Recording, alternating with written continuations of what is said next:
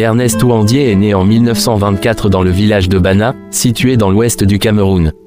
Après avoir terminé ses études primaires, il intègre une école normale d'instituteur et commence à enseigner vers 1945. Cependant, il est rapidement attiré par la politique et rejoint l'Union des populations du Cameroun, UPC, en 1948, un parti fondé pour revendiquer l'indépendance du Cameroun sous domination française. L'exil et le retour au Cameroun.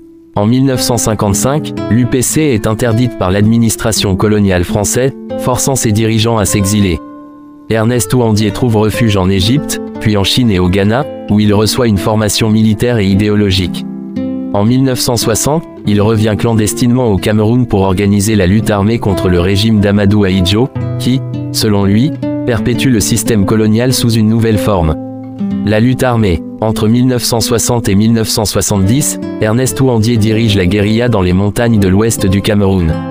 À cette époque, l'armée camerounaise, soutenue par la France, utilise des moyens militaires considérables pour écraser la rébellion, notamment des bombardements aériens sur les villages soupçonnés d'abriter des maquisards.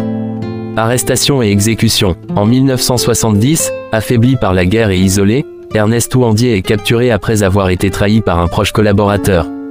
Il est transféré à Bafoussam, où il est jugé lors d'un procès sommaire.